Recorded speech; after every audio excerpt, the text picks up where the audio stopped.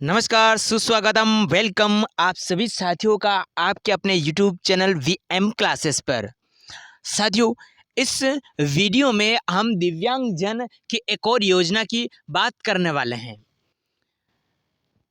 आइए जानते हैं वो कौन सी योजना है और किस राज्य में चलाई जा रही है।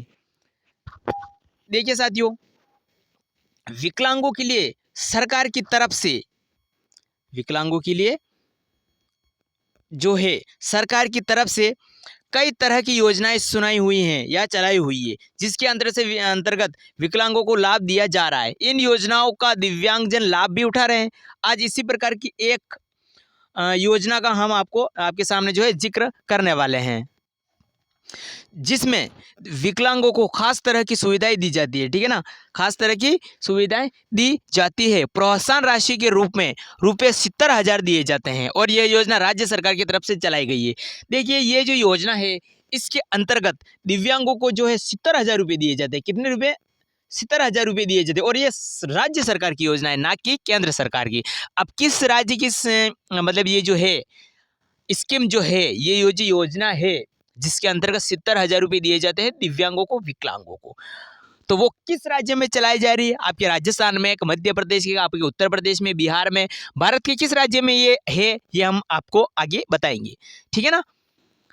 देखिए, दिव्यांग व्यक्तियों के लिए सिविल सेवा प्रोत्साहन योजना, इस योजना का नाम है सिविल सेवा प्रोत्साहन योजना। कौन सी योजना है? सिविल सेवा प्रोत्साहन योजना राज्य सरकार द्वारा संचालित की जा रही है। किसके द्वारा संचालित की जा रही है? राज्य सरकार के द्वारा की जा रही है, ना कि केंद्र सरकार के द्वारा।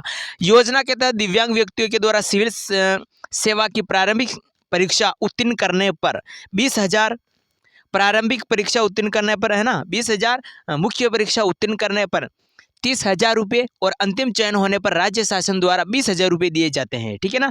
योजना का लाभ उन्हीं दिव्यांगों को दिया जाता है जो मध्य प्रदेश के मूल निवासी है। अब यहाँ पे देखिए, ये किसकी योजना है? एमपी के लिए है। जो एमपी सरकार है ये उनके लिए है, ना कि राज्य सरकार, मतलब राजस्थान में ये लागू नहीं है, उत्तर प्रदेश में लागू। कुल मिला के ये जो योजना है ये मध्य प्रदेश सरकार जो है आपके उसके द्वारा चलाई जा रही है। अगर आप मध्य प्रदेश के निवासी हैं और दिव्यांग है तो आपके लिए बहुत बड़ा चांस है। सिविल सेवा की परीक्षा उत्तीर्ण करने के बाद परीक्षा परिणाम तक सहायता राशि दी जाती है। उन्हीं दिव्यांगों को सहायता दी जाती है जो 40% उससे अधिक निष्ठता रखता है हो मेडिकल बोर्ड का प्रमाण पत्र मान्य इसमें होगा।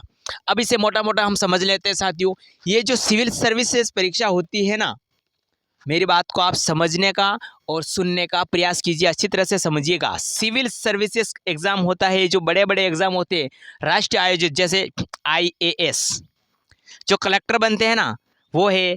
IPS तो वैसे दिव्यांग बन नहीं सकते हैं, इंडियन पुलिस सर्विस में जा नहीं सकते हैं। इंडियन एडमिनिस्ट्रेशन सर्विस यानी IAS जो सिविल सर्विसेज एग्जाम होता है, अगर उन्हें कोई दिव्यांग देता है, ठीक है ना, सिविल सर्विसेज की जो एग्जाम होता है, जैसे IAS बनते हैं, है ना, कलेक्टर बनते हैं, जो सबसे बड़ा एग्जाम होता है ना, हम कहें कि UPSC, हाँ, है ना, क्या कह सकते हैं हम इसे, जो UPSC के एग्जाम होते हैं ना, बड़े बड़े UPSC, union public service commission, जो एग्जाम होते हैं, जो IAS जिससे बनते हैं बड़े बड़े, है ना, UPSC जो क्लियर करते हैं, सबसे पहले इसके लिए आपके होता है प्री, है ना, प्री एग्जाम होता है। अगर उससे कोई दिव्यांग पास कर लेता है प्री, तो उससे सबसे पहले 20,000 रुपये दिए जाते हैं।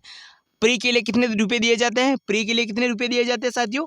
20,000 रुपये दिए जाते हैं। उसके बाद प्री को पास कर लेता है तो उसको मेंस देना पड़ता है। अगर वो मेंस भी क्लियर कर लेता है, अगर वो मेंस भी क्लियर कर लेता है, पास कर लेता है, तो उससे दिए जाते हैं 30,000 रुपये। ठीक है ना।